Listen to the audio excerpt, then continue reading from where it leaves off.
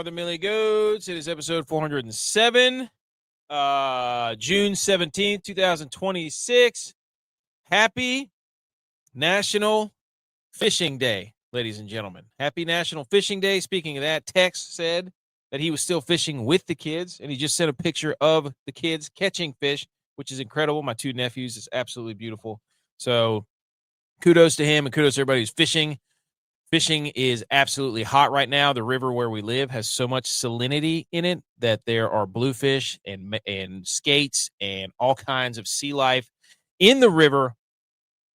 We are in the throes of summer right now. Well, I guess it's not even technically summer. However, we do have a big project going on in our backyard. If you're following along, they are moving along with that. Sometimes it is easy to get frustrated with contractors and things of that nature. But hey, could be worse, baby. Look, we've got the United States, the U.S. flag, bucket hat on. G.U.Y.S on vacation. Edge is still in Camperville because he's in the middle of a big change, life change. Butch P is our Sunday night stud as he's back into the fold, which we love. Good to see him. Love Butch P. And so you might be stuck with just me tonight, ladies and gentlemen. And that's okay. Or today, if you're listening to the podcast. If you're listening to the podcast, thank you. Like, subscribe, download. You know we're going to be here 2 days a week, every Thursday, every Monday. We've been doing this for like 3 years. And I don't think we've missed maybe 1 or 2 shows. That's it. We always either have an interview, we always have something. But, ladies and gentlemen, we are wearing the USA flag hat for multiple reasons. Let's go. You know, B. McCormick's. You know, if I'm here, B. McCormick's here. So we all got stuff going on. That's okay. I love doing this. I love talking sports. I love when B. McCormick's here. If you're listening to the show, you'll hear me shout out B. McCormick. Sometimes other people as you record in front of a live virtual audience. But let's talk. The reason we're wearing the American flag hat is twofold. One, America in the World Cup, and 2, because the U.S. Open. I was like, holy cow, I almost forgot. The U.S. Open. I love golf majors. Love them. I love watching every second of it. I don't know what it is, but the golf majors are absolutely phenomenal. I love the Masters. I love if I had to power rank them, I would say the Masters number 1, the U.S. Open is number 2, the Open is number 3, and then the PGA Championship is number 4 in my power rankings. The reason I love the U.S. Open is because it's in the U.S. and I can watch it at a timely manner, especially when it's on East Coast time. I do like when it's on West Coast because then we get night golf, which is incredible. But the Open sometimes can be on weird hours, and I can't ever watch it the whole time. So, and the PGA Championship is good. They had it at Aronimink, so it was on East Coast time again this year. So, but anyways, prototypes here. How we doing, prototype? But on the show today, so that's why I'm wearing the United States bucket hat. I got the sleeveless shirt out. We were swimming earlier. I mean, it's just, we're in the throes of summer. We get home and we just go straight outside and do whatever. B. McCormick's got a killer Niners collection going for you. He's collecting for the day, man. I'm telling you right now. Super Bowl this year. I don't care what the odds say. Forget the Rams. Forget Sean McVay. Forget Matthew Stafford. Forget Myles Garrett. Who gives a rip?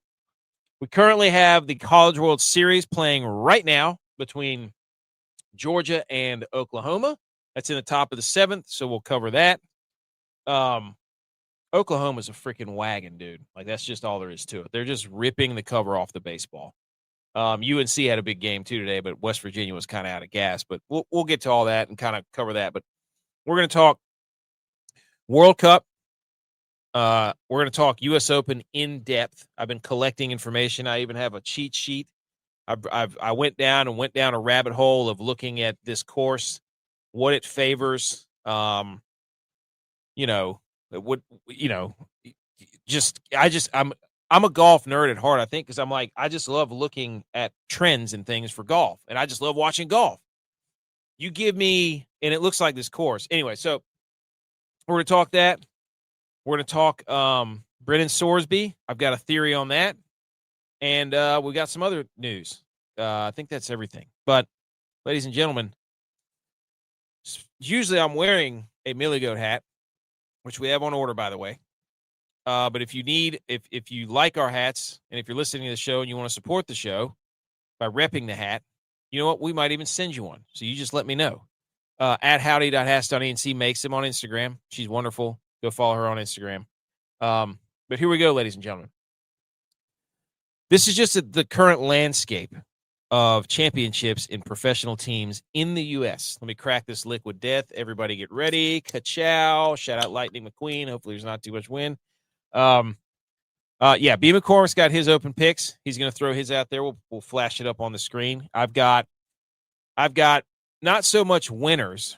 We're going to get to that in a minute, B. McCormick. Probably like 10 minutes or so, 10 or 15 minutes. We'll jump into the U.S. Open. We're going to talk World Cup first. Then we're going to talk U.S. Open. And then after that, we'll go College World Series. And then, but as it stands right now, here's the current champions of the United States in each professional sport. The Super Bowl, this is so weird how this worked out. This is like, there is a map. This is from Sports Goalie on Twitter. There's a map of the United States. The Super Bowl resides in the Pacific Northwest with the Seahawks in Washington. The World Series is in California with LA. The NBA Finals championship is up in the Northeast with the New York Knicks. The Stanley Cup is in North Carolina, in Raleigh. And then the MLS Cup is in, I think it's FC Miami. So every major sports championship is in a coastal city. Is this telling you? And, you've got, each one of them is connected to an ocean. That's kind of crazy. Now, the opposite could be said for the NCAA football championship. And we'll see what happens with baseball because North Carolina and Oklahoma. North Carolina, the state, could be on an absolute hot streak. I don't really want UNC to win, but if they win the college baseball championship, that gives us two.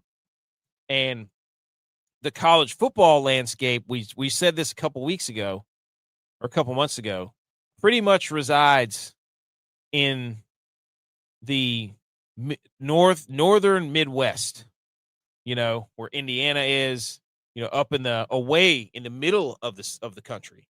So complete opposite ends of the spectrum. It's absolutely insane. But what a picture. What a picture this is. Thank you, Sports Goalie, for providing that. Okay.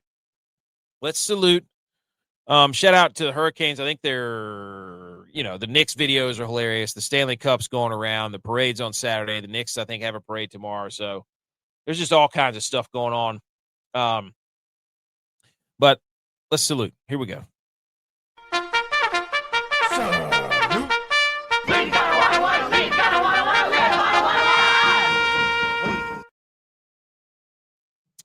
Okay, ladies and gentlemen, the World Cup. We have been everybody's been watching soccer, right? Well, who hasn't been watching soccer?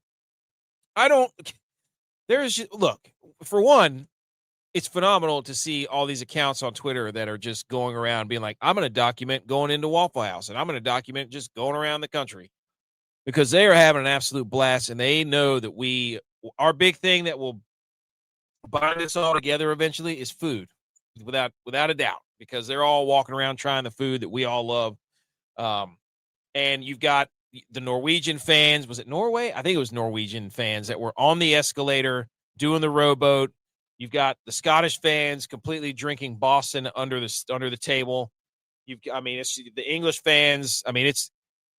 Soccer is it's such a weird thing because soccer is massive. Like, I have a couple of slides that you'll realize that we'll all realize that. I didn't really realize that. Everybody else around the world realizes that being a soccer superstar is different than being a superstar anywhere else.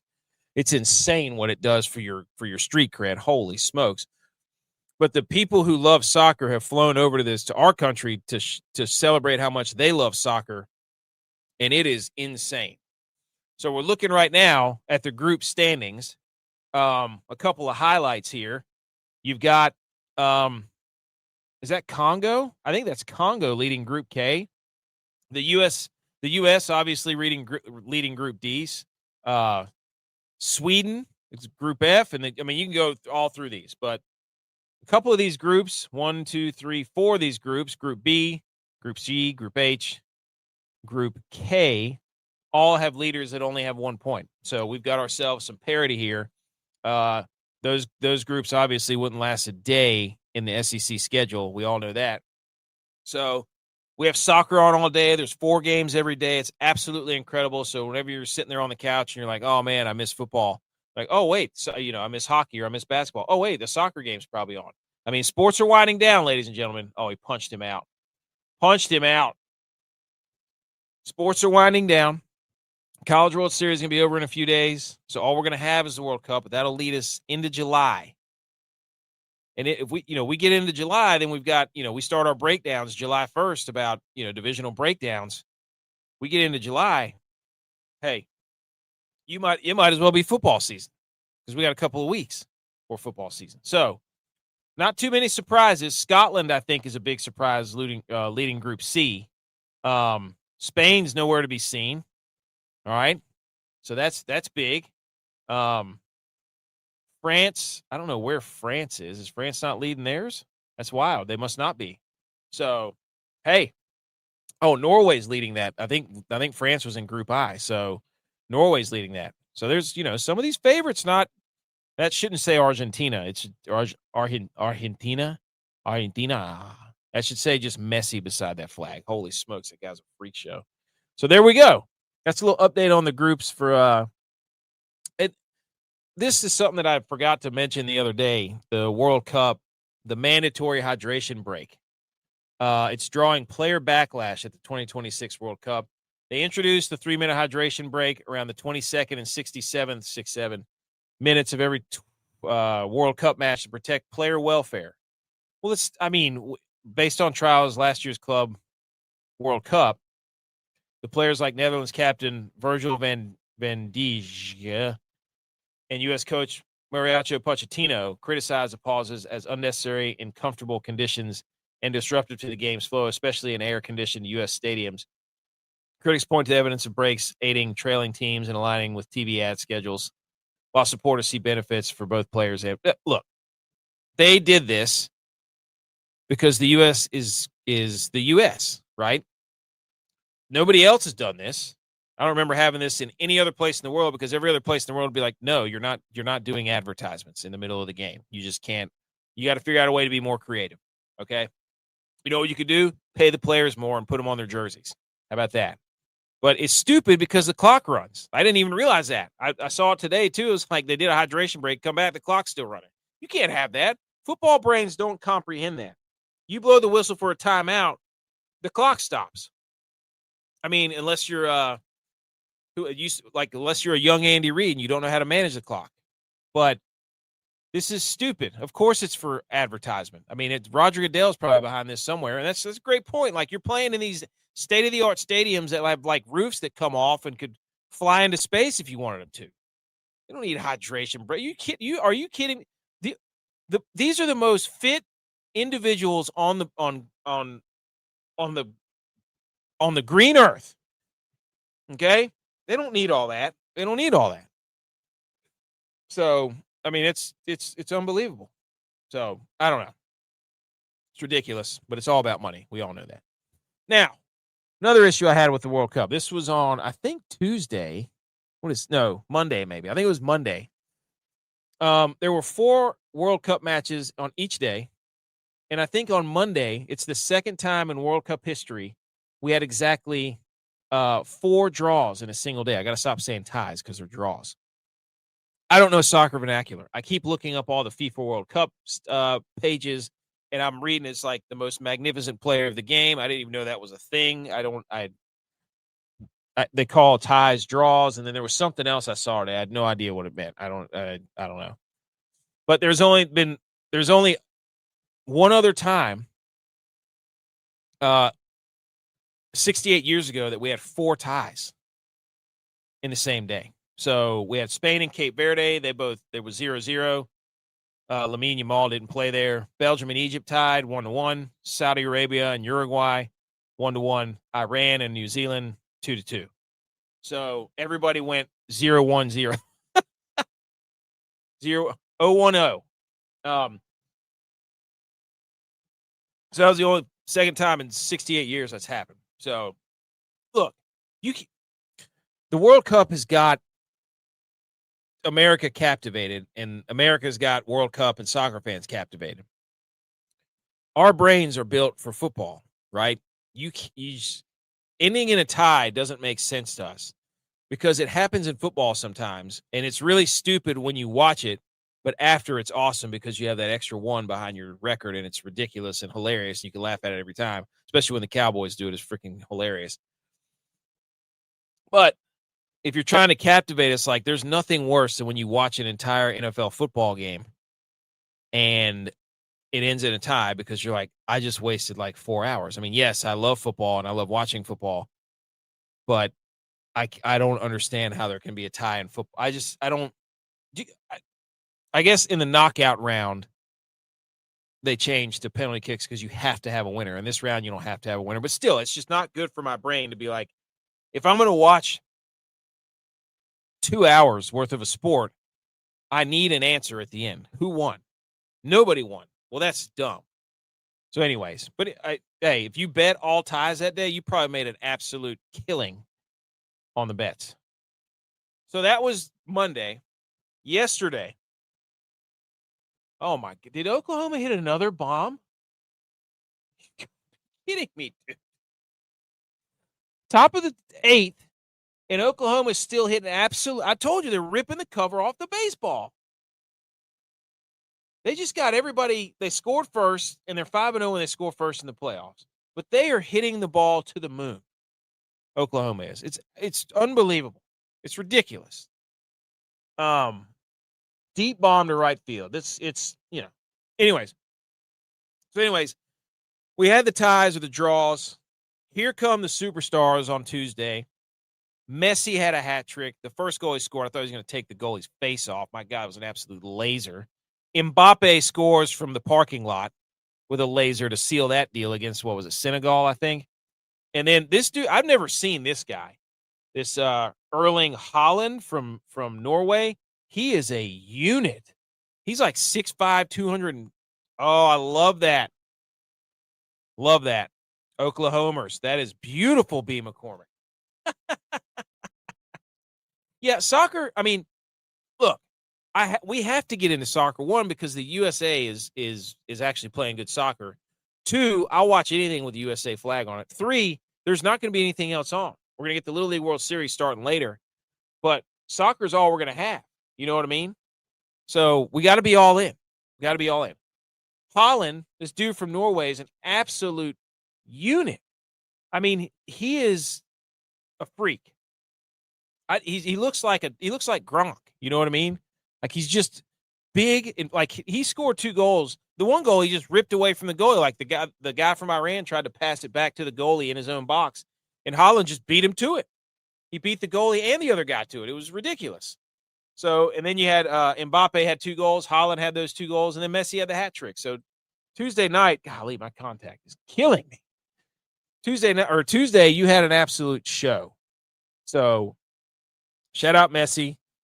He was behind Ronaldo and close for Germany. Or is that Belgium? I don't know. One of the two. I think it might be Belgium. No, it's Germany.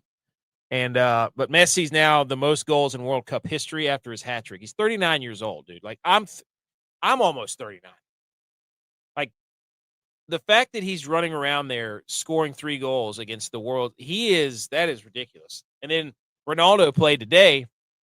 Or no,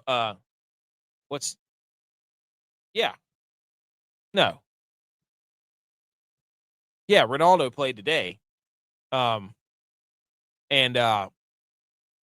he didn't score. I don't think he only had like 1 touch or something. I don't know. But anyways, shout out Messi. His hair looks immaculate. I don't know if he's on the Landon Donovan, hair program, but his hair is phenomenal. Soccer players always have the best hair, and it's amazing how well it stays when they run around like that. And then Kylian Mbappe, like, hey, that dude, he's in his prime. And you had this up-and-coming dude, what's his name? Holland. Then you had Mbappe, who's like in his prime, and then you had Messi, who's like on the way out, but still just absolute sir. He's like Tom Brady, where he just he knows what you're going to do before you're going to do it. So, but anyways. And then today, England, their superstar, he had 2 goals. That's what it was. He scored a brace in England's 4-2 win over Croatia. I had no idea 2 goals meant that brace. None. Didn't know.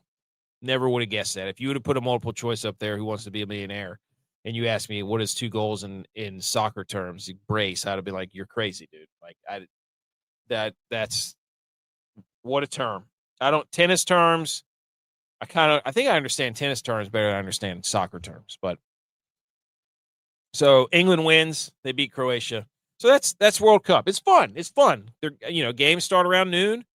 Every couple hours, you get a new game. And you get Alexi Lawless and Zoltan or whatever the heck his name is, just throwing haymakers at each other because they hate each other. That's what great TV that is, Great job by Fox. And it's funny to listen to Colin Cowherd because, he's over here like Mr. World Cup only because Fox has the World Cup. This guy wouldn't be talking about World Cup. They don't care. But because Fox has it, he has to act like he actually gives a rip. But anyways, soccer is fun right now. So, and baseball's fun because Oklahoma just keeps hitting tank after tank.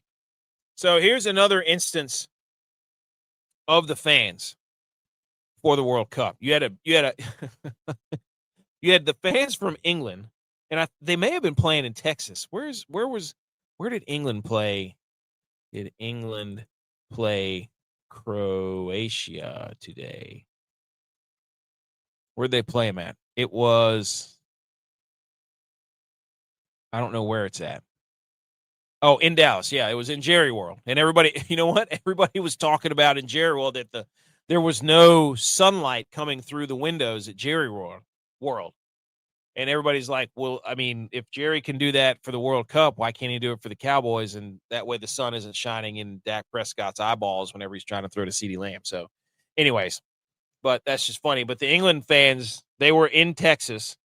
And here's a fan. This guy has on these aviator sunglasses that are gigantic. He's got a 16 or 24 ounce 2x4 Shiner Bock in his hand. He's talking to this reporter with a massive Lloyd Christmas sombrero cowboy hat on. And he says, quote, "We're going to get drunk before the game. We're going to get drunk during the game. And we're going to get drunk after the game." The match didn't start for another few hours. So the England fans are putting the Scottish fans on notice because the English fans get out there and just rip Shiner Bock after Shiner Bock like they're Jell-O shots. And then one of the biggest shocking stories, that's what we were talking about with Spain. Spain drawing Cape Verde plus 1,000 is one of the all-time World Cup shockers. Spain is roughly 125 times larger than Cape Verde. Cape Verde is where all the hurricanes and stuff start, too. There's a 48 million population in Spain compared to 500,000 in Cape Verde. 1.2 billion market value in Spain compared to 54 million in Cape Verde. Number 2 world ranking compared to number 67 world ranking with Cape Verde. So Cape Verde. They basically just packed through and said, we're not allowed. You can only shoot from like 60 yards out. That's all we're going to allow. The story was this dude, the goalkeeper for Cape Verde, Vazina. He gained over 2 million followers after his historic clean sheet against Spain. So he had a shutout. He had like 70 saves. He had 50,000 followers. He went up to 2 million, and then I heard today that it was up to 9 million. Oklahoma hit another home Run. This guy hit a home run earlier. That is what a show. What a show by the Sooners. Carolina and Oklahoma deserve to be there because they are just ripping the cover off the baseball. Oklahoma's a wagon. Holy smokes, dude. They just can't stop hitting bombs. This Cape Verde goalkeeper, Vazina, went from 50,000 followers to 9.5 million. That's the impact soccer in the World Cup has. He was probably like, what in the world? So soccer's huge. So shout out that guy. This was from the Boston bars are reportedly running out of beer as the Scottish World Cup fans drink the city dry, with one bar saying, "We tripled what we did in St. Patrick's Day." So there you go. B. McCormick's back. Oklahomers. Most home runs in NCAA tournament history. Georgia had 29 coming in. Oklahoma had 26 coming in. They just hit 5 tonight. That is ridiculous. The Heels are in trouble. Dude, stop accepting defeat before the game even starts. Get over it. So yeah. And then the Scotland fans, they donated nearly $30,000 to charities in Providence as a thank you for welcoming them to their World Cup matches. They got bagpipes everywhere. They got dudes sliding down slides with bagpipes. And they're just donating charity and drinking all the beer. That's shout out the World Cup. How about it? So that's the World Cup. All right, ladies and gentlemen. Time to talk U.S. Open. Everybody, let's hit a little music here. Say a little music. You know what? Let's get the electric guitars for the DFS, for the picks and all this stuff. So if you're allergic to electric guitars, face melting guitar solos, cover your ears for about 5 seconds.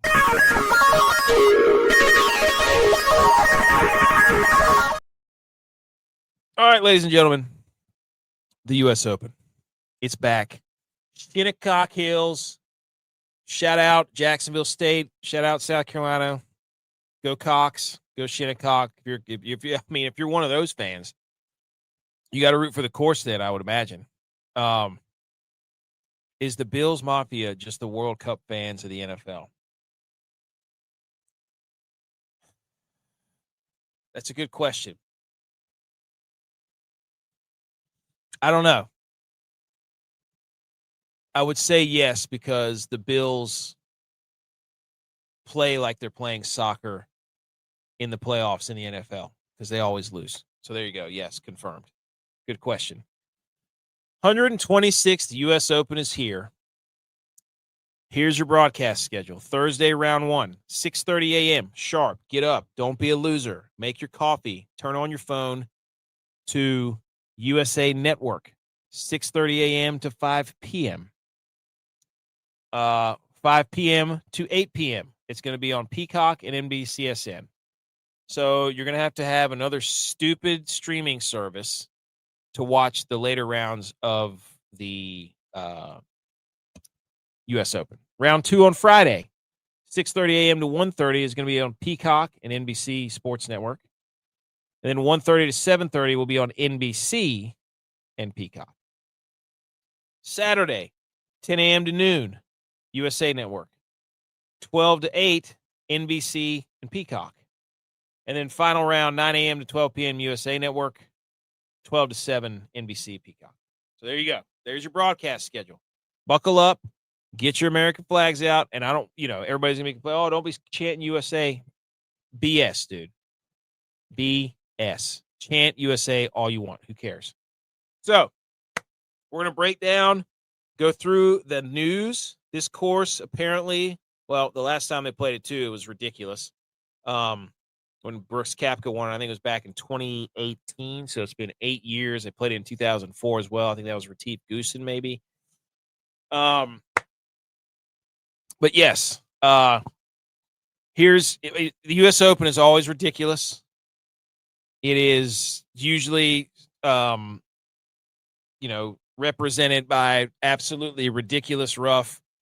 Stupidly, remember that Dustin Johnson, whenever the greens were completely burnt and they look like AstroTurf. It was crazy.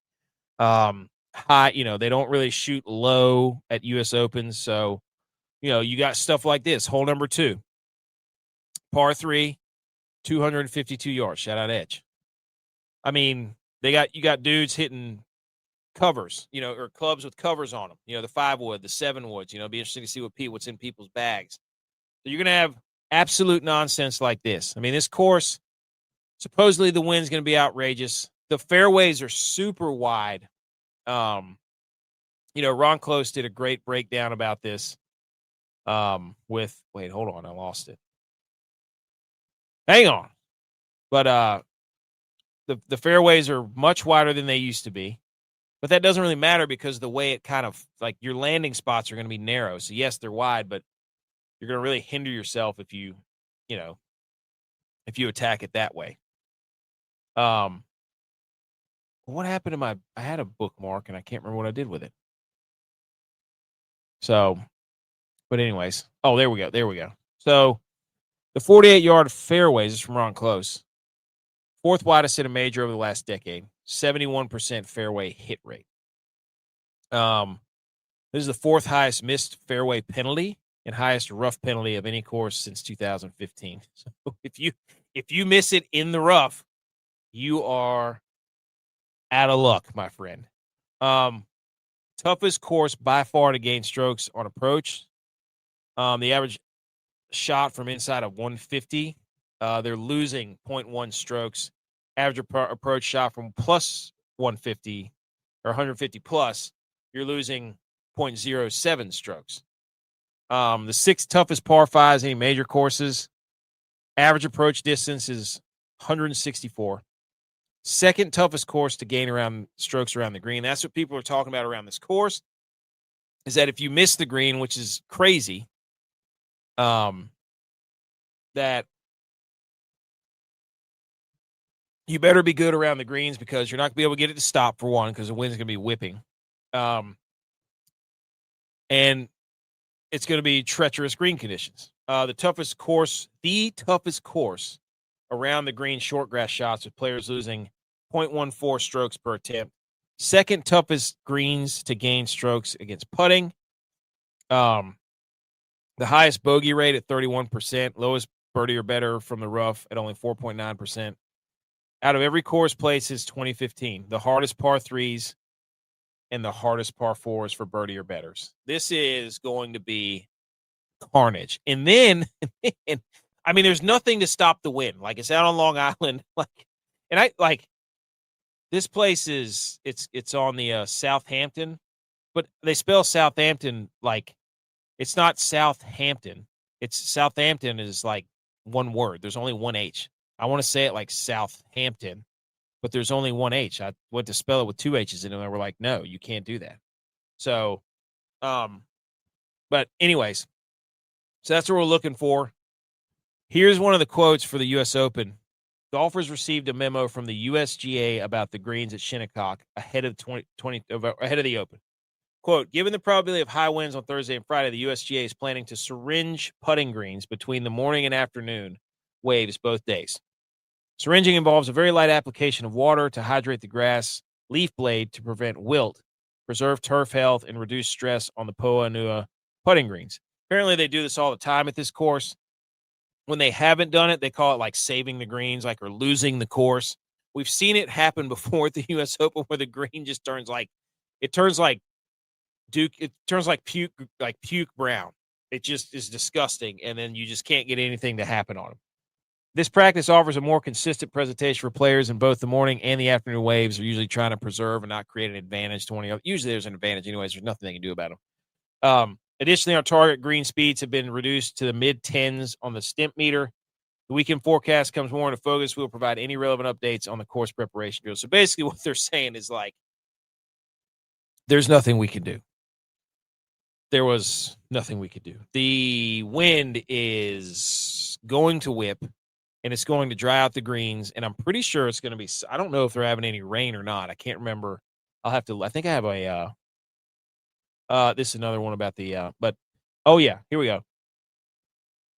Thursday, high of 84. Here's the weather forecast. Gusts up to 29 miles an hour, a tenth of an inch of rain possible. Friday, high of 80. Gusts up to 26, half a tenth of an inch of rain expected. Saturday, no rain, 31 miles per hour, gusts, high of 78. Sunday, gusts of 21, no rain. So it looks like it may calm down, but this was a couple days ago. So this thing, I mean, we could be out here in a wind tunnel. I mean, it could be, could be absolutely ridiculous out there. Oh, man, Oklahoma's about to shut the door on them. So going into the top of the ninth, maybe? No, yeah, top of the ninth.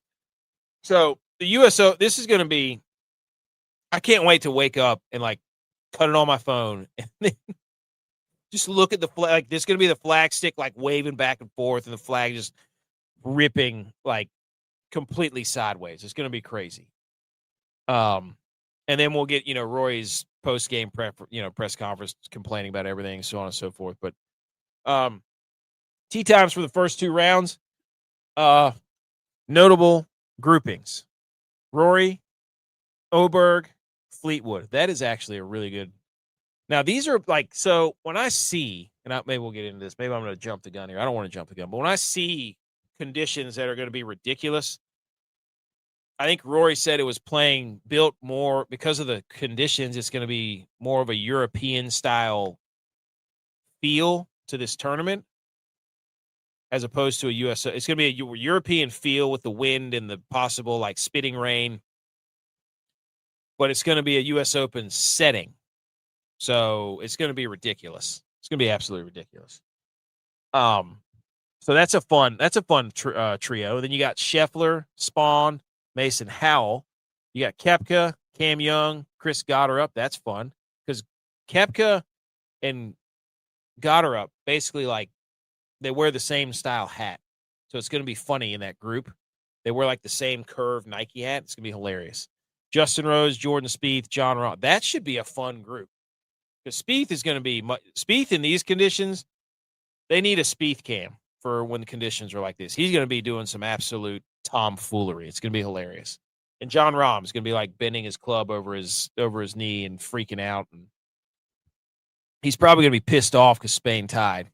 And I guarantee you, Justin Rose is going to be like, "Hey, England, how about England? Giving a little elbow about the World Cup. They're going to be talking World Cup." And Jordan Spieth's going to be like, "What about the Dallas Cowboys or what about Texas Longhorns?" And Justin Rose and John Rahm will be like, "What are you talking about, dude?" Okay.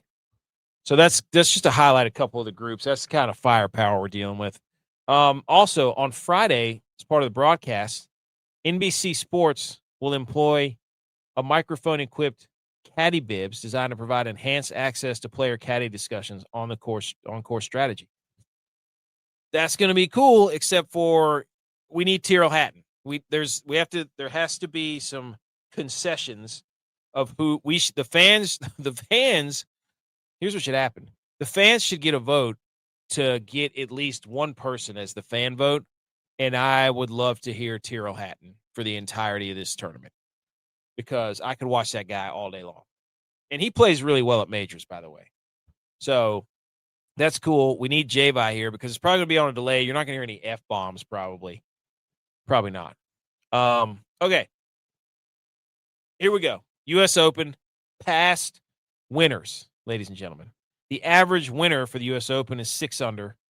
7 favorites have won it in the past 16 years. 5 long shots have won it. Woodland was a pretty long shot. Koepka was a long shot. Wyndham Clark was a long shot. Webb Simpson, Graham McDowell. There's that one year. Yeah, Gary Woodland, Rory. So back in the day. But Koepka won it here at Shinnecock in 2018 at 1 over.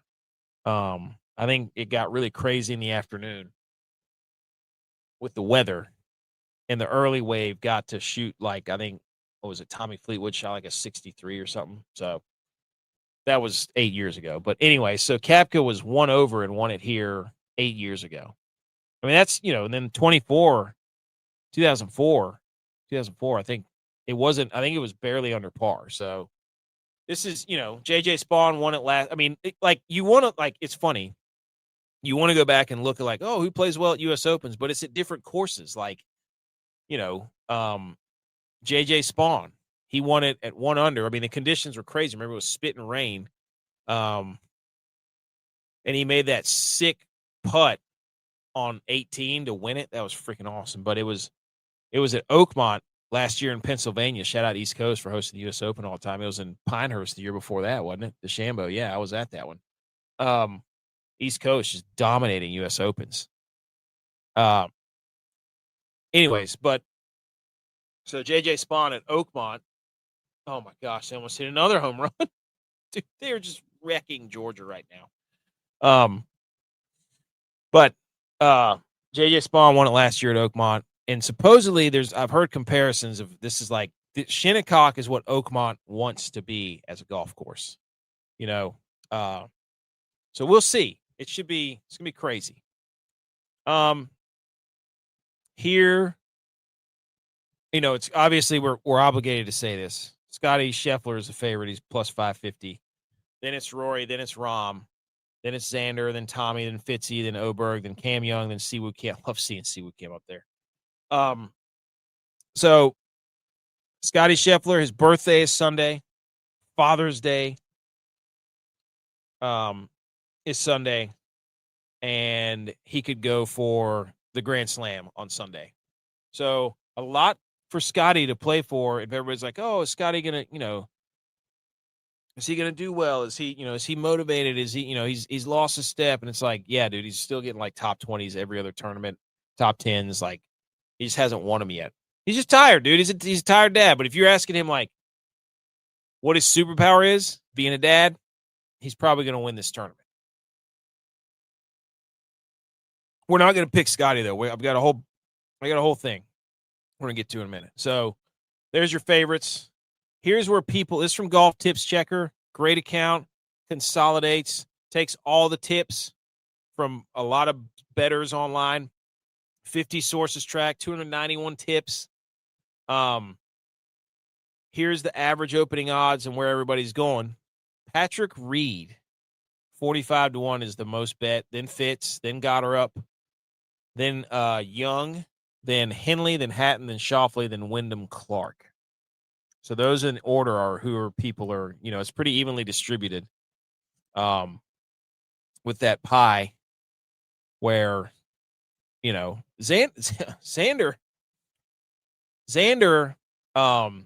the U.S. Open, like his resume is crazy. This is from Josh Siegel. 9 career U.S. Open starts. Xander has finished inside the top 14 in all of them. It's crazy. But insane. So you're going to have players that play well in the win. We're going to have a graphic about that here in a second from also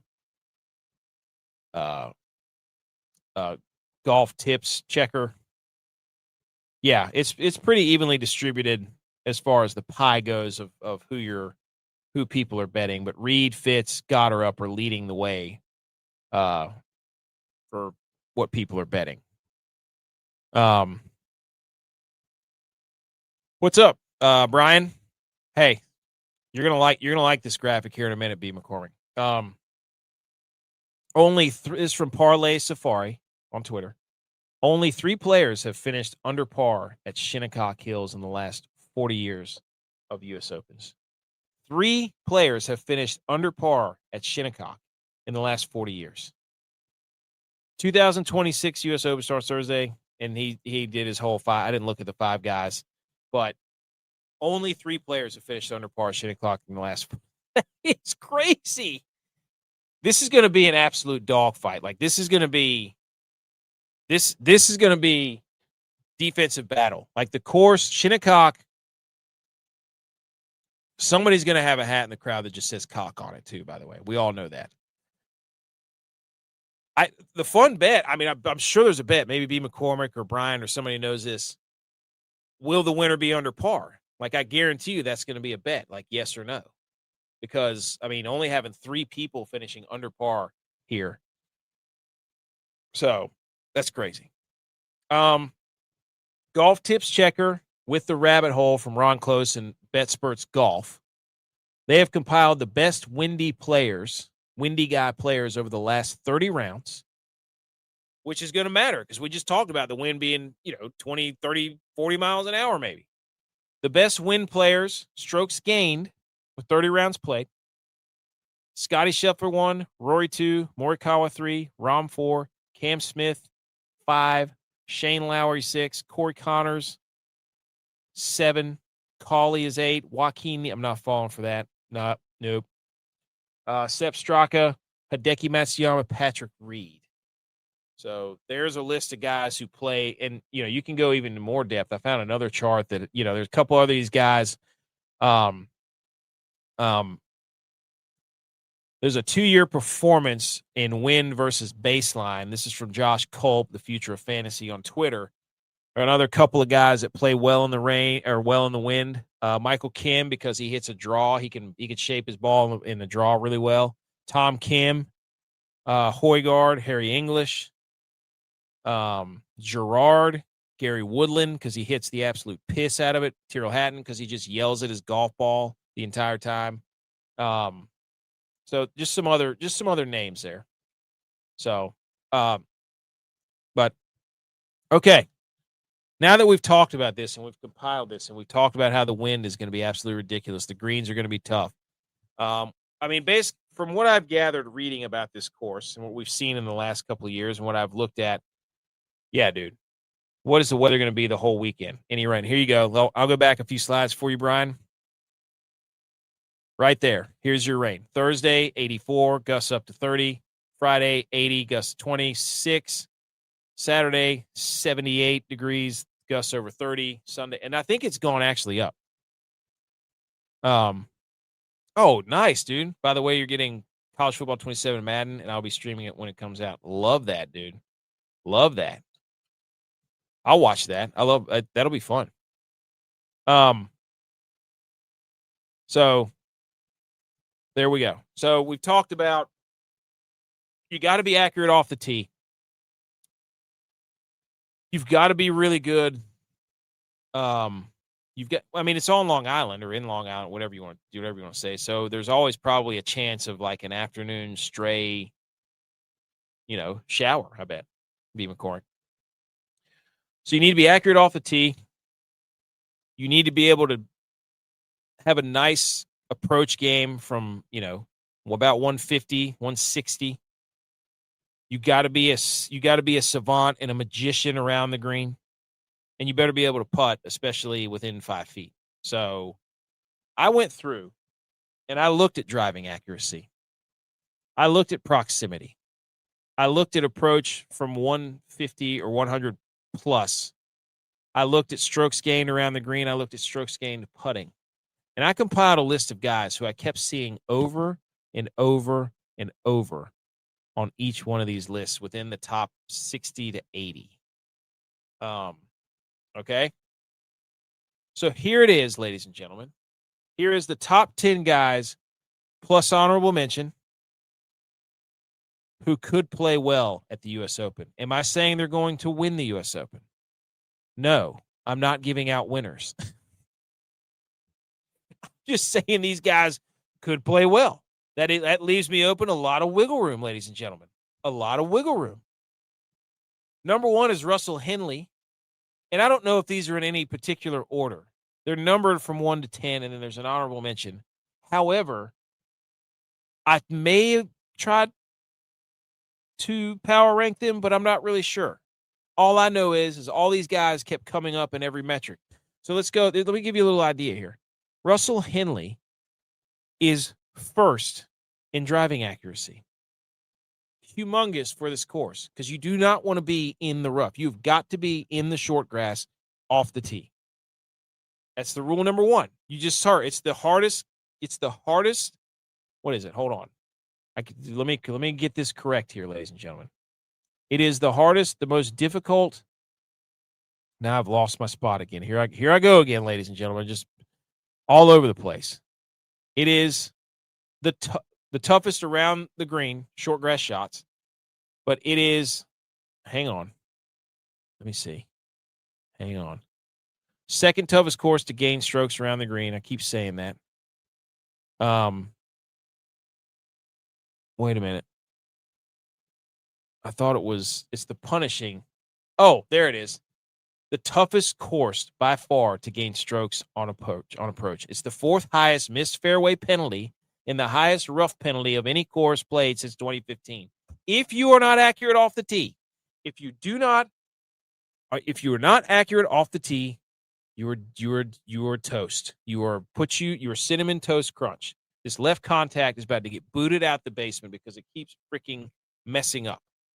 I'm over here trying to have a monologue and I can't see anything because my left contact keeps shriveling up in my eye. So Russell Henley, number one in driving accuracy.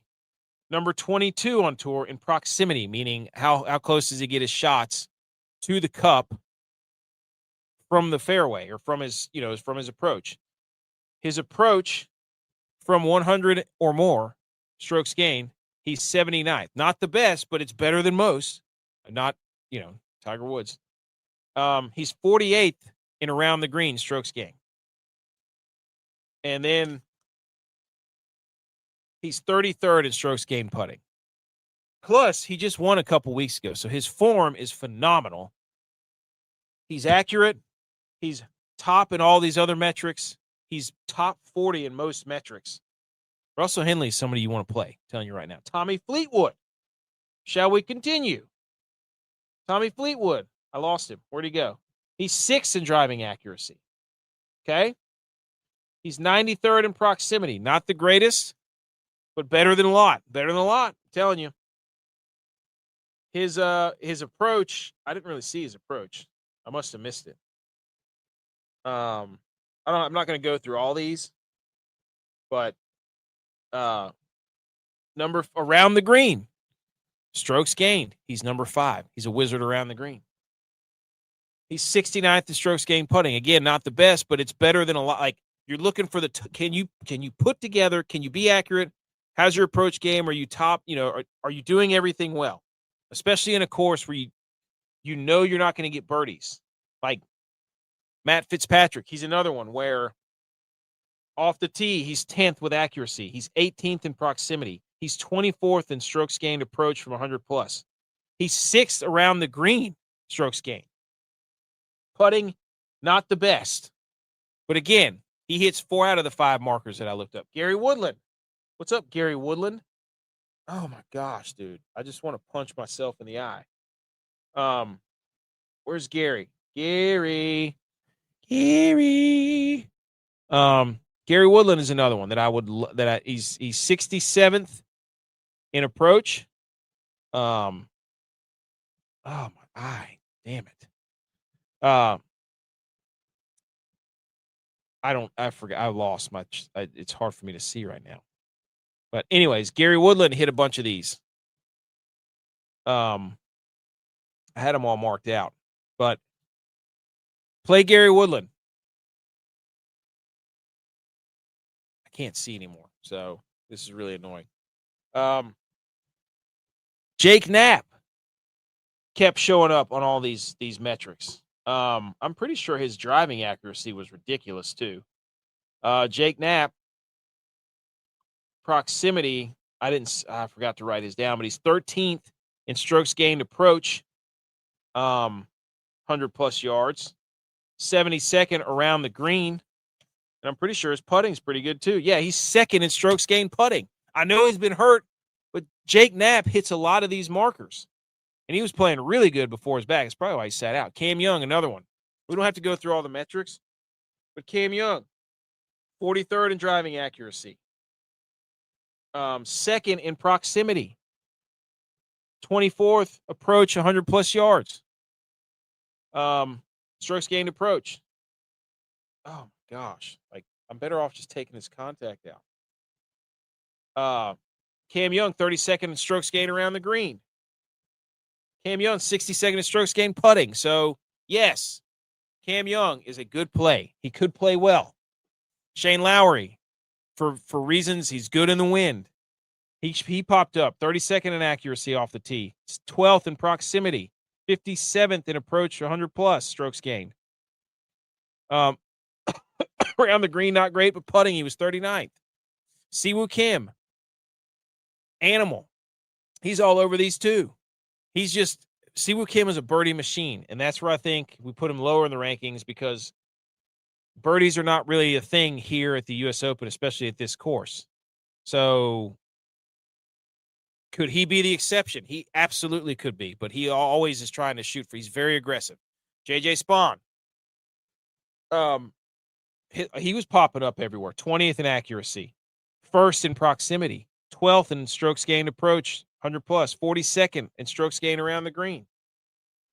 Putting not that great, but we saw him dunk a 70-footer to win it last year, so he's clutch. Tom Kim, he popped up all over the place. Tom Kim, 35th in accuracy, 13th in proximity, 30th in approach 100+ strokes gained. Not much around the greens, which is probably – oh, no, wait, he was 37th in strokes gained around the green. And then putting, not great. So, actually, let's look up Tom Kim. Oh, yeah, putting was terrible. Putting, I think Tom Kim was like 114th strokes gained. It was really bad. Really bad. Yeah, there he is, Tom Kim. So he was losing strokes putting. So that's Tom, but he's another dude. He's going to be on the green. He's going to be in play. So there you go. Let's go Cam Young. Cam Young's a baller. And then some honorable mentions, guys. Obviously Scotty. Hovland was another dude that just kept popping up. And I don't know if Hovland's playing that great. I don't know if Tom Kim's playing that great. I'm just saying there's a couple of guys in this list that just kept on showing up at all these metrics. They haven't put it all together, but they're doing it all. So, I don't know. We saw J.J. Spawn win it. We saw Wyndham Clark be a first-time winner. We saw, DeChambeau won his there. It's possible that one of these guys, I think Fitzpatrick has won it. But, it's not out of the question. Xander, we talked about him. He's nine U.S. Opens, and he's been in the top 14 in all of them. Bobby Mack, he kept showing up on all these metrics. Bobby Mack was 46 in accuracy. Aaron Rice showed up a lot. Corey Connors was another one I forgot to put on here. But yeah. So a bunch of these dudes that just kept showing up accurate off the tee. Pretty good approach. Around the green. Really good. Strokes gained putting. Patrick Reed. Kurt Kitayama. He kept showing up. And then Patrick Reed plays well here. He's played well here in the past. He plays well at majors. So there you go. That's the top 10 guys who could play well at the U.S. Open. That's what I got for you. Based off my research, right? I got this little sheet right here where I went and wrote down the top 20 or 30 names. You see I got all the highlights and stuff on there.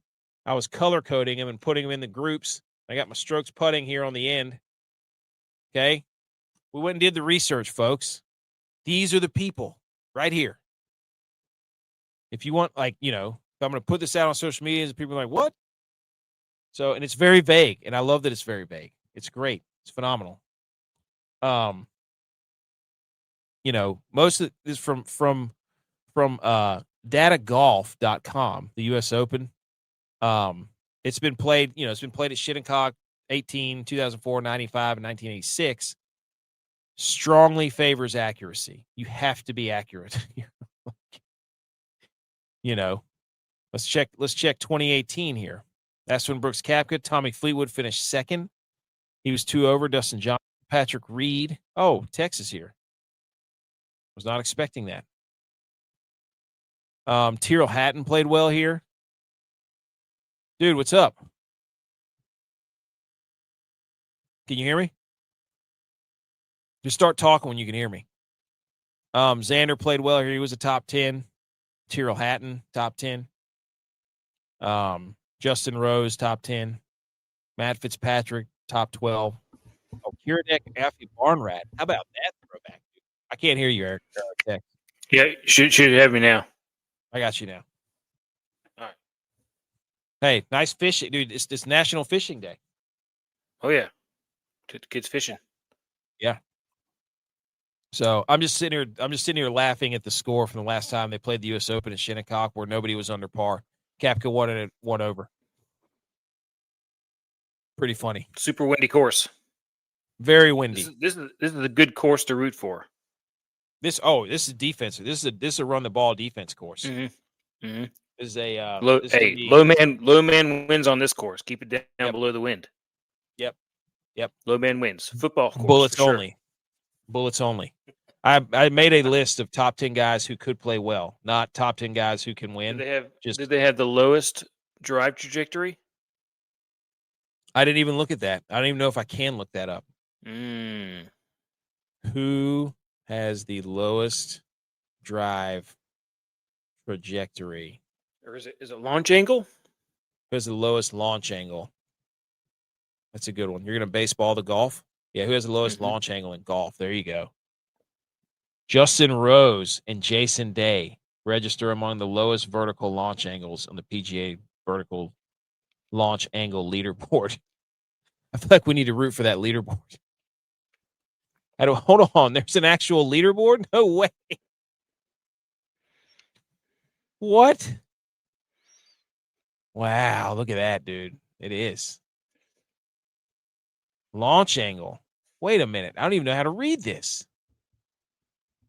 Is green total vertical launch angle average? Do you want it higher or lower? I don't know. Because this guy named David Chatfield is. Can I sort this? How do I sort this? Oh, there we go. Oh, Matt Fitzpatrick is a 6.2 average. He hits absolute bullets. He's on this list. I told you. Number 3. Gary Woodland, he's on the list. He's 7.4. He does hit piss missiles. Got her up. Garrick Higo, he's a lefty. Andrew Putnam. There you go. So 2 got Russell Henley. He's number 1 on the list. Yeah. There we go. Xander Schauffele. He's on the honorable mention. Yeah. That's a good day. Way to bring the sports science out here. Corey Connors. I forgot to put him on there. Dang it. Yeah. That's a good stat. Very nice.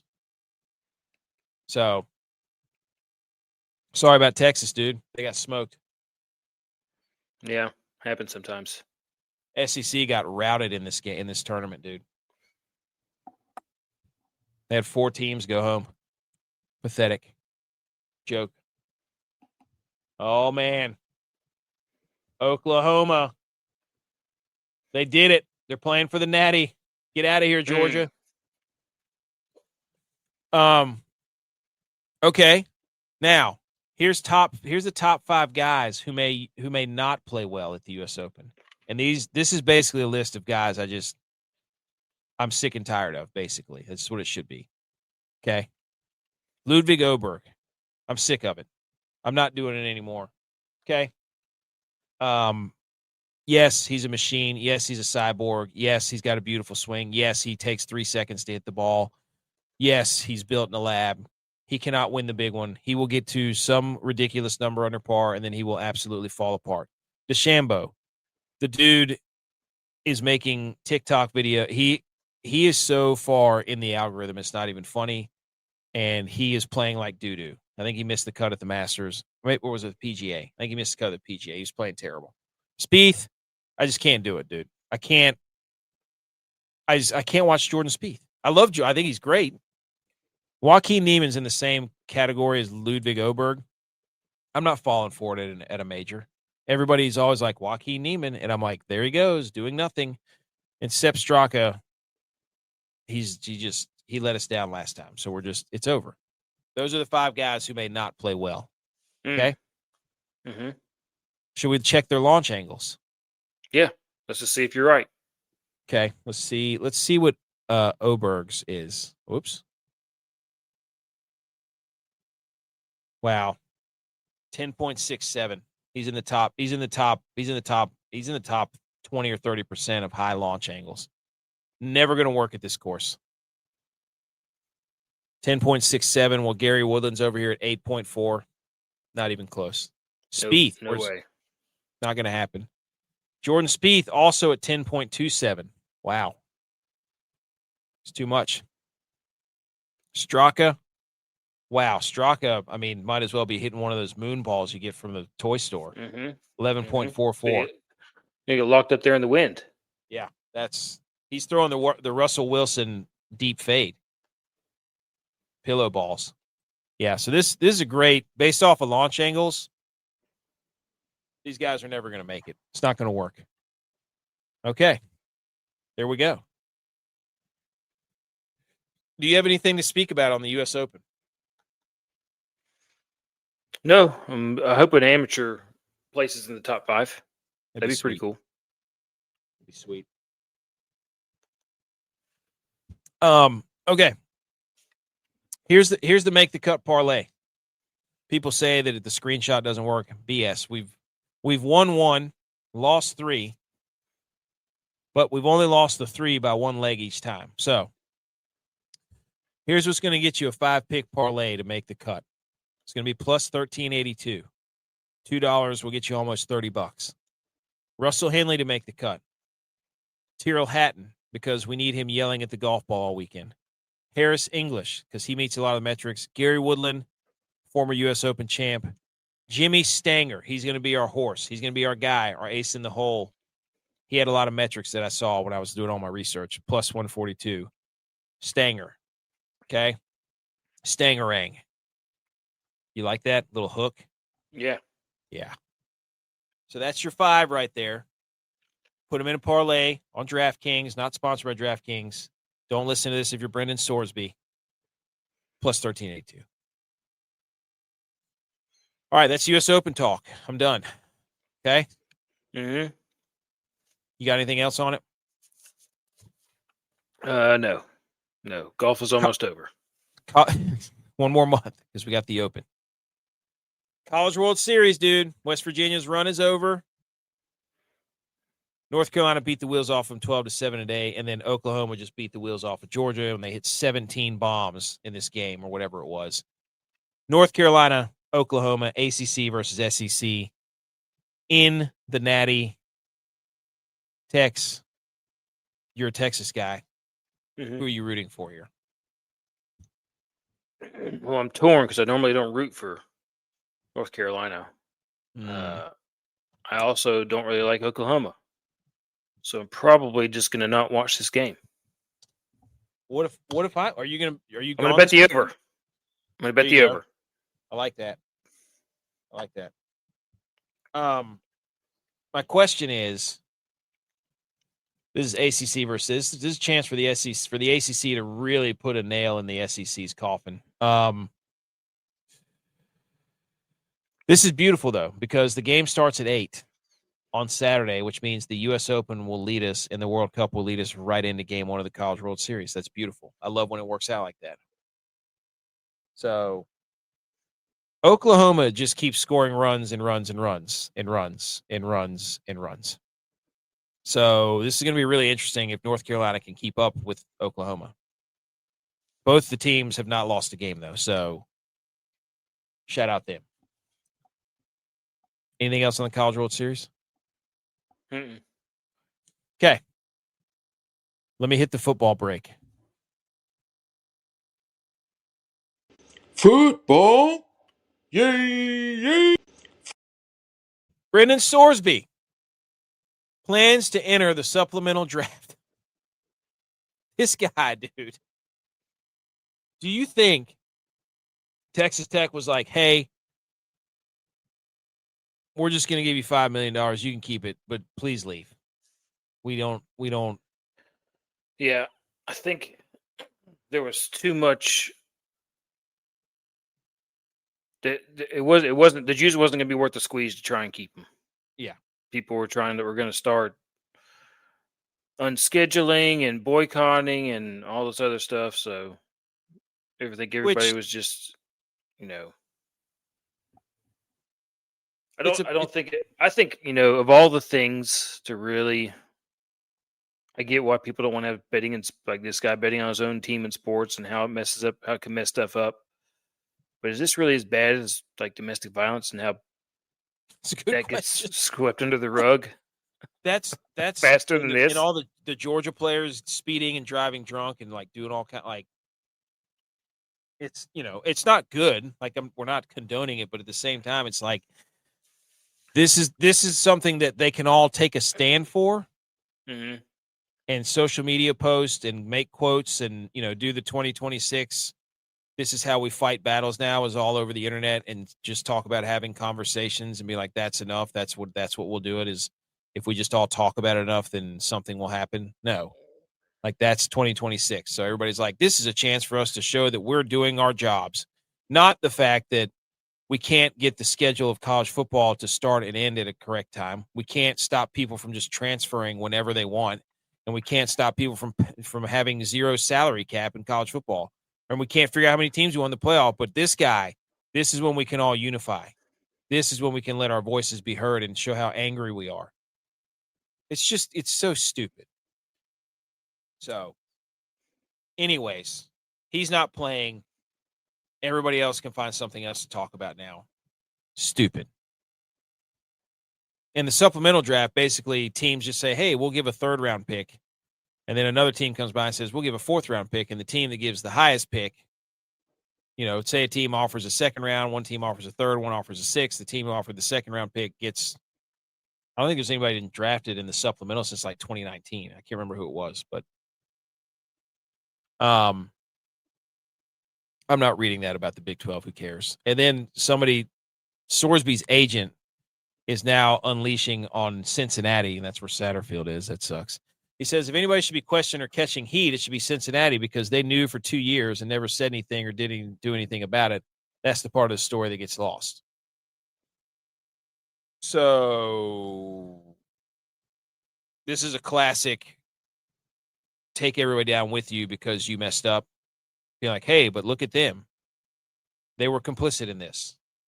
They did this to me. They allowed me to do this. They allowed me to bet on sports. It's like, dude, you did it. You had your phone. Pay the consequences. Move on. Like, what do you think about that? Them trying to go after Cincinnati now? I don't know. I really don't understand it, but whatever. I don't. I think honestly, he's going away. So this will all just go away. Yeah. And so it'll only come back up again if you see him actually getting reps in the NFL. I made a diagram today. I said, I wonder where he would go if somebody offered him. And I went through each division in each conference. But then I also, instead of using like Grok or Chat GPT, I hand wrote this. And I went and looked up what states don't allow sports gambling in their states. And which of those teams have NFL teams. California does not allow sports gambling. Georgia does not allow sports gambling. Minnesota, South Carolina, which is, basically right next to Charlotte.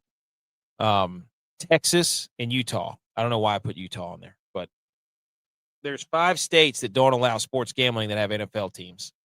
So then I went through each in the East. I said the Jets could easily take Brendan Sorsby in the draft or the Miami Dolphins, even though they just signed Malik Willis. The South, I said Houston because Texas, obviously, and C.J. Stroud was terrible last year, and Indianapolis could go there. Cleveland and Pittsburgh in the North for obvious reasons. Las Vegas, I think, was your suggestion in the West. Put him right there. Put him right there in the heart of it. Hey, exposure therapy, baby. Los Angeles. I think that would also be the best chance for him to get to play. You're saying Fernando Mendoza bust? I'm just saying Fernando Mendoza playing with a suspect line. Everybody's new. Only person there's Max Crosby. Great.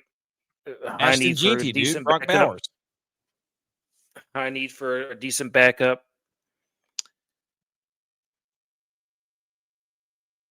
Yeah, I just think that because just look at all these other places. Carolina, you got. Hey, look, dude, that's Andy Dalton. Hey, the Chargers. Jim Harbaugh loves a quarterback project. Go to the East, NFC East or the NFC. Let's go to the East. Dallas. The Niners got Mac Jones. How about the Cowboys? Could they sign? We got Will Grier, baby. Okay. I'm just saying the Cowboys know you can't gamble and you can't sports gamble in Dallas. No, wouldn't go there.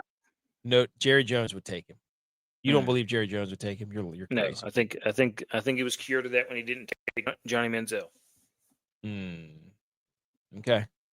The Panthers could pick him up and they just would make him sign a waiver that says, hey, I'm going to live in South Carolina, so I can't bet on sports. He'd have to live near Carowinds. Or the Falcons. The Falcons have no quarterback. Hey, how about this one? NFC North. NFC North, Vikings. Can't sports gamble there either. But they got 2 quarterbacks. They got 9 and Kyler Murray. That's true. I forgot about 9. Is Kyler Murray going to be number 1? I guess he could be. Could be. And then in the NFC West, you could go the Rams because they draft quarterbacks that they don't need.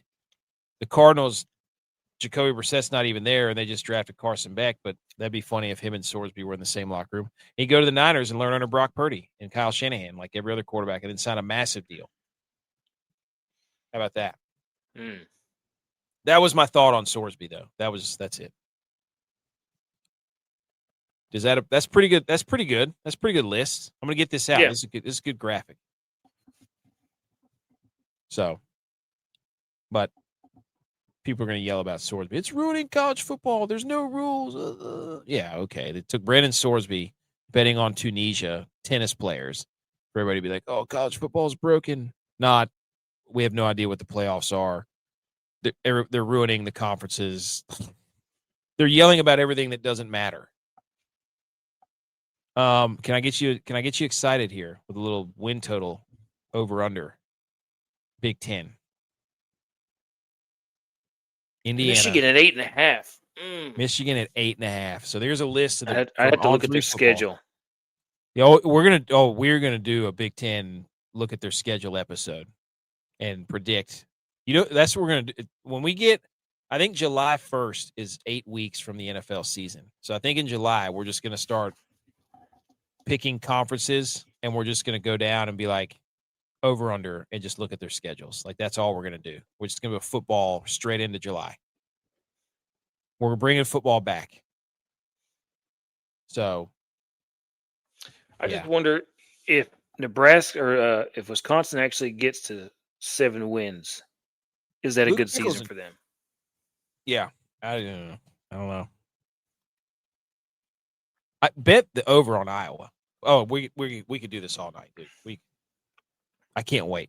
I just wanted to get you excited. Like that's the Big Ten win totals. Yes, this gets me wanting to look at all the schedules now. Exactly. That's exactly what I thought. I was like, I want to. Where's the master schedule? Because I'm going to find it. We're going to do a Big Ten episode. SEC win totals. You getting excited? You percolating? Oh yeah, bet the over for Texas for sure. No. Bet the over for Missouri, because somehow their schedule. No, we gotta look at their schedule I don't know this year. You're right. I don't know the schedule. We're not going to do this tonight. This is a teaser. We're not going to do this tonight.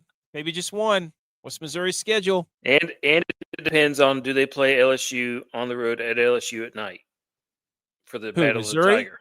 Maybe Yeah, just the one Battle of the Tiger. Maybe one schedule. All right, we're going to look at Missouri's schedule. Okay, here we go. Eye of the Tiger. Here we go. Eye of the Tiger battle.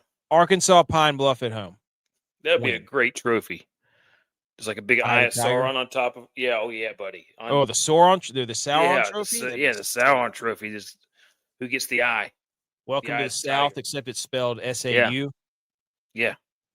South. Missouri, Arkansas, Pine Bluff win. Missouri at Kansas. Rivalry game. Mm-hmm. That's iffy. I don't know. They lost their Jalen Daniels. I think it's Jalen. Lost their quarterback. Did they? Yeah, I like the culture the that draft. Has. Oh yeah, I like the culture that coach has though. He's got them cooking. And they have a new Buffalo, isn't it? No, Wisconsin Whitewater. So. I think he went from Wisconsin Whitewater to Buffalo to. Yep. To then Kansas. All right, so yeah, Missouri and Arkansas Pine Bluff. That's a win. Kansas. Do you give Missouri the win there? Yeah. So 2 wins. That's the quarterback. It's my quarterback. Wait, no. Who's Missouri's quarterback now? They just got a transfer. Pretty sure they just got a transfer. Okay, maybe they both lost their quarterback. Okay, you know what? Maybe I'm back on the fence. I don't know. Who's Austin next? Simmons. He's the dude from Ole Miss. Yeah, Austin Simmons. Yeah, he transferred from Ole Miss. What's his face took his job. Chambliss. Trinidad. So, Yeah, Trinidad. I'll go to everything.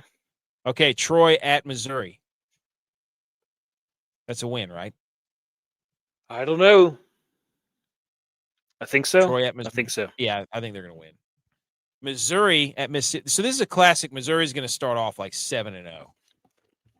I don't know. They get into conference play pretty early, so I think they'll win the first 3 games. And they go to Mississippi State. I think they could lose that game. Okay, now I see why it's 6.5. Holy smokes, dude! They play Mississippi State. They play Georgia, Texas. Okay. Yeah, I see why it's a 6.5. That was fun. This is going to be. Yeah, we need an episode of. So they play Mississippi State, and then what? Then they play Florida at home. Then they play Texas A&M at home. That's a 50-50. They play Texas A&M at home. Also 50-50. They play at Ole Miss. Probably going to lose. They play at Arkansas. I could see them beating Arkansas. They play Texas at home. Definitely going to lose to Texas. They play at Georgia. They play Kentucky at home. Could win. They play Oklahoma at home. That's their last game.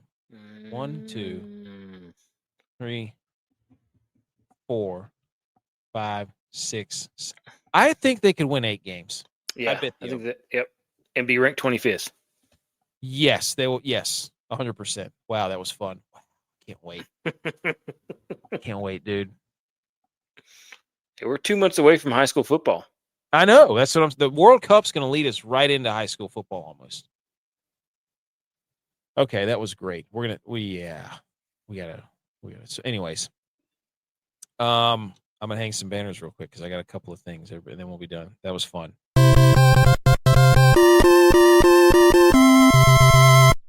You did it! Congratulations! Brought to you by Fourth Quarter Performance. Promo code GOATS20. It's beach season, pool season. Go to fourthquarterperformance.com.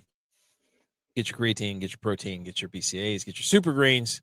Football season's almost here. Train.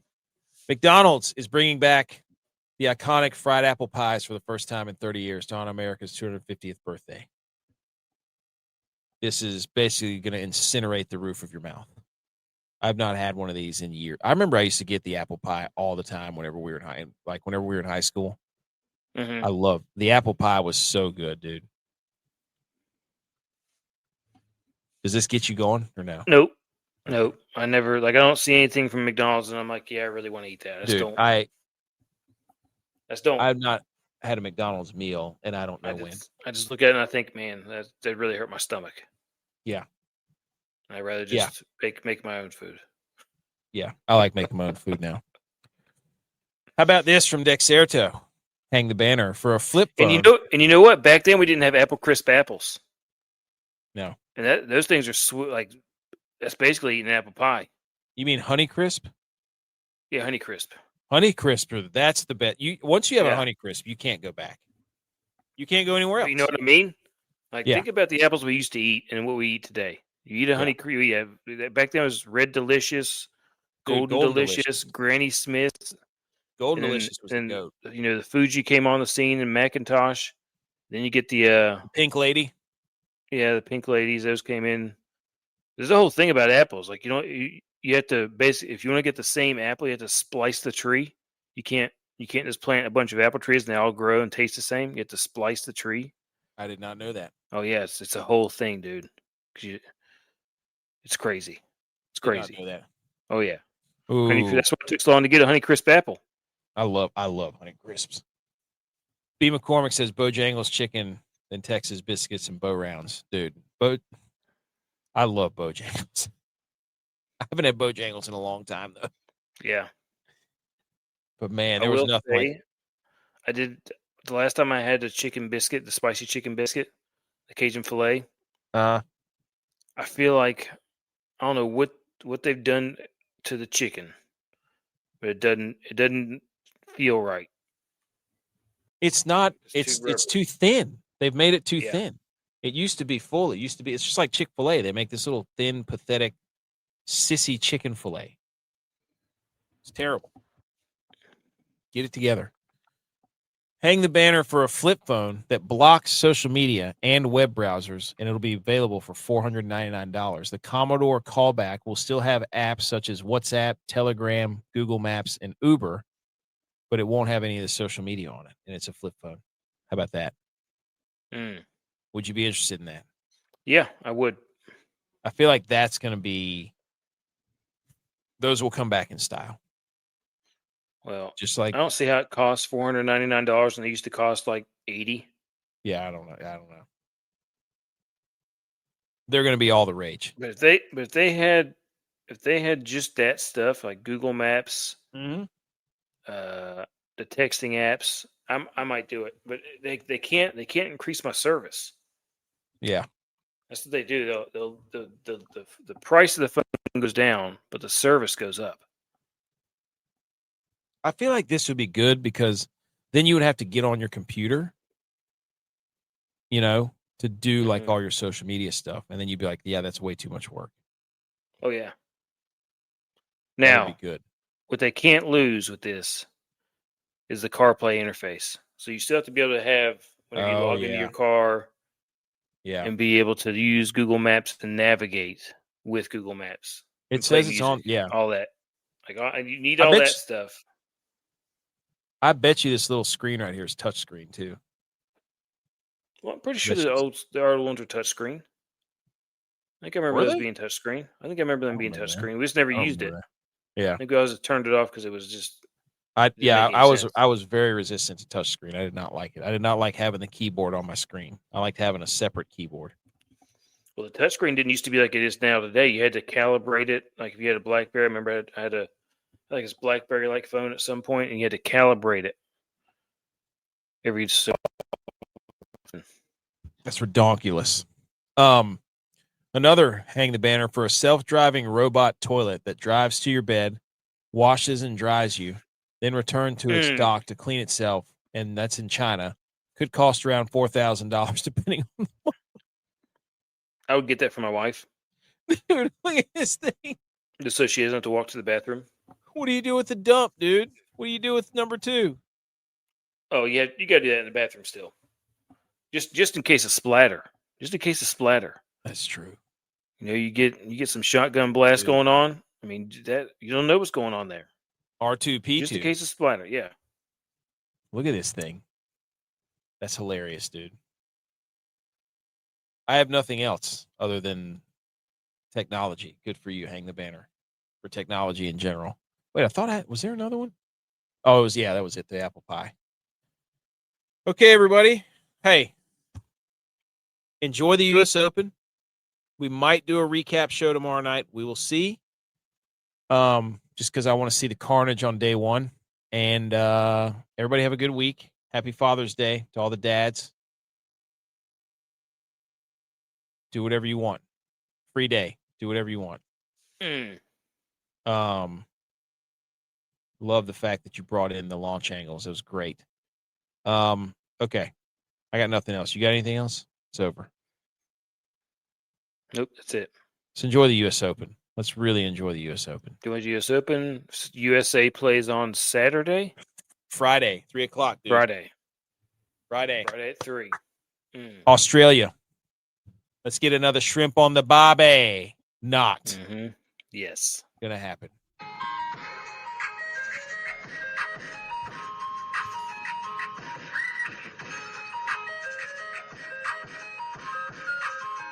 USA.